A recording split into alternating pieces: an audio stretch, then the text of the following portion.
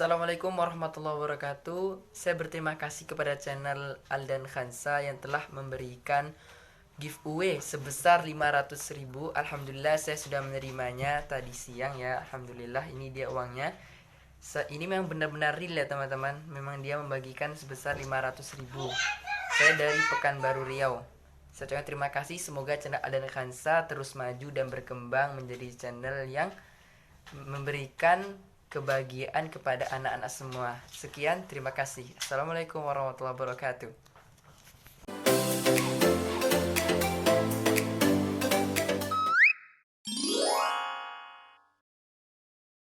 Allahu Akbar, Allahu Akbar, Allahu Akbar. La ilaha illallah, wallahu akbar. Hai guys, Assalamualaikum. Welcome back to Aldan Khansa Channel. Guys, dalam rangka Idul Adha, tamu Talking with Alkan kali ini adalah seorang ustadz. Saksikan ya sesaat lagi. Stay tune guys. Assalamualaikum warahmatullahi wabarakatuh. Al dan Khansa Channel.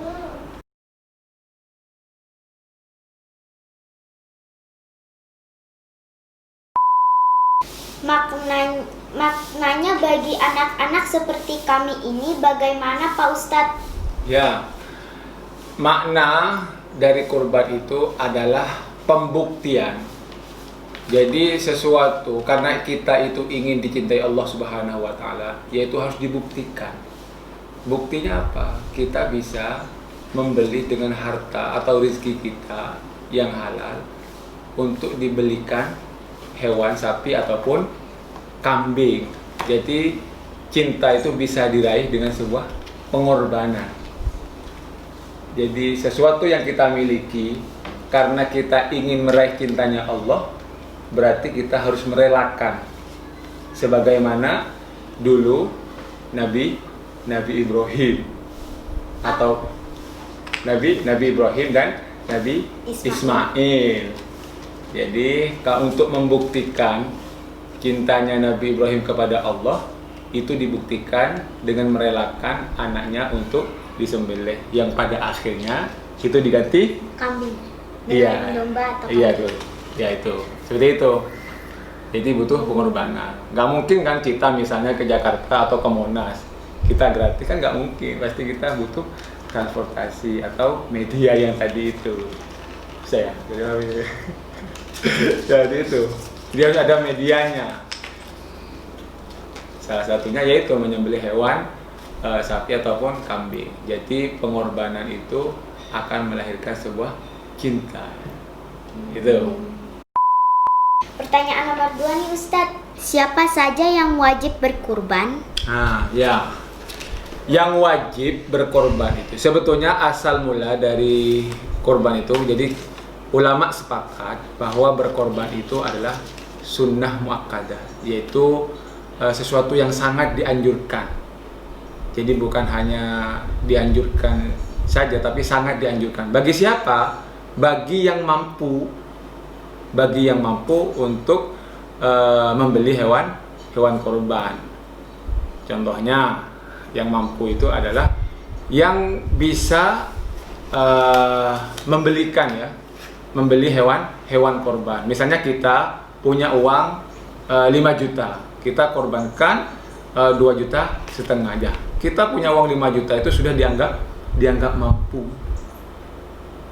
Itu. Jadi kita yang mampu itu adalah orang yang diberikan kemampuan untuk membeli harga hewan korban. Itu. Sekarang giliranku ya Pak Ustadz. Ya. Siapa saja yang wajib menerima daging kurban? Ya. Tentunya dalam hal ini yang wajib yaitu yang membutuhkan, itu seperti orang fakir dan juga orang miskin. Nah itu. Apakah juga orang yang non muslim juga perlu diberikan? Dalam keterangan para ulama itu boleh. Jadi di luar orang Islam itu boleh menerima bagian dari korban. Itu tidak sebagai syiar kepedulian kita terhadap sesamanya. Tapi skala prioritas diprioritaskan itu orang yang membutuhkan, yaitu orang fakir dan miskin. Itu. Anak yatim juga dibagikan, Ustaz. Ya, boleh. Jadi anak yatim juga orang yang penting statusnya itu membutuhkan. Jadi yatim. Karena juga banyak yatim yang juga memang orang yang kaya, orang mampu juga. Iya. Jadi status yatim itu juga boleh menerima. Ya. Boleh menerima kalau dia tidak mampu. Berikutnya Pak Ustadz, Ya. kenapa orang yang berkurban harus dapat bagian daging kurbannya? Ya. Karena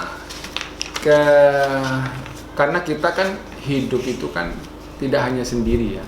Ya. Jadi perlu kita berbagi agar supaya kita bisa merasakan. Yang tidak biasa makan daging pada hari ini, pada hari Idul Kurban, itu juga bisa merasakan yang biasanya dinikmati oleh orang yang mampu. Pun juga orang miskin juga dapat mengambil manfaat dari daging yang kita berikan, sehingga menyenangkan mereka. Itu termasuk ibadah loh. Setelah keimanan loh, menyenangkan seseorang itu dalam Islam itu termasuk ibadah yang sangat dianjurkan setelah kita beriman kepada Allah dan juga kepada nabinya. Idkhalus surur namanya, yaitu memasukkan kegembiraan ke hati orang lain. Kan seneng kan? Iya, senang. Iya, kalau mendapat jatah bagian, apalagi banyak itu. Pak Ustadz, kenapa orang yang berkurban harus dapat bagian daging kurbannya? Ya, sebetulnya istilahnya tidak harus ya. Jadi punya hak, punya bagian. Salasan faqallah. Jadi ayyakula minal udhiyah salasan faqallah. Jadi punya bagian 1/4 dari hewan korban tersebut atau lebih sedikit daripada itu. Jadi kalau kita berkorban tidak semuanya itu utuh diberikan. Kita juga memiliki hak. Kecuali kita berkorban atas nama nazar ya, itu tidak boleh, harus diberikan semuanya. Itu.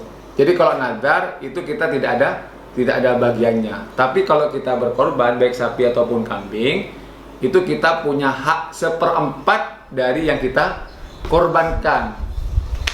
Gitu. Kalau kita tidak ngambil dagingnya, boleh Iya. Pak Ustadz? Boleh saja, nggak apa-apa.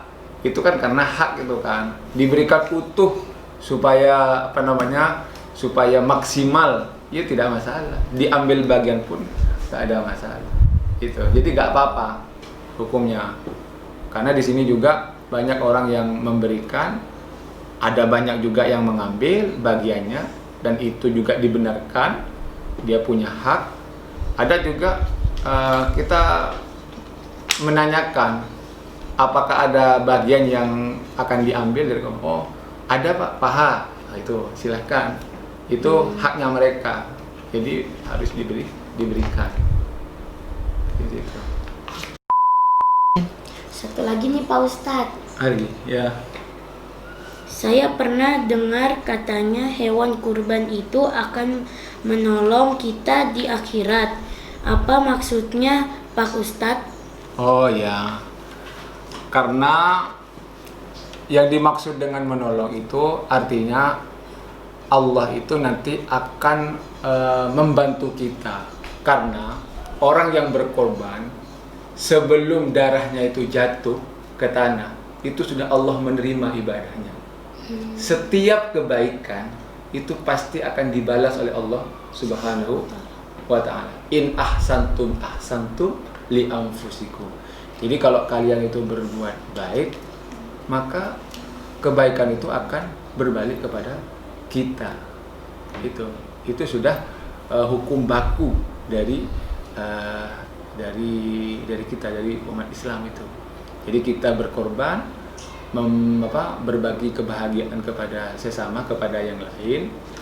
Harapan kita agar Allah ridho kepada kita, sehingga Allah memudahkan urusan kita sampai kita berjumpa kepada Allah nanti di akhirat. Nanti itu, seperti itu. Terima kasih ya Pak Ustadz sudah bersedia menerima kami untuk ngobrol-ngobrol sama Ustadz. Ya, sama-sama. Kami juga senang dan ini suatu kehormatan bagi kami, bagi saya kepada adik Kansa. Ya. Mudah-mudahan menjadi ilmu yang bermanfaat. Amin. Semoga Pak Ustadz sukses dan selalu dilindungi Allah. Amin ya Rabbal Alamin. Terima kasih ya, Ya, adik Pak. Al. Semoga juga sama. Juga adik Al juga sukses dalam belajar juga dan juga bisa berbakti kepada kedua orang tua, bisa membanggakan kedua orang tua. Ya, nggak boleh malas, harus semangat ya.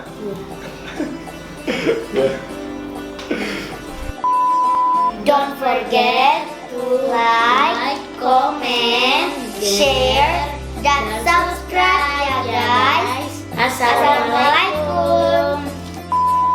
Assalamualaikum warahmatullahi wabarakatuh.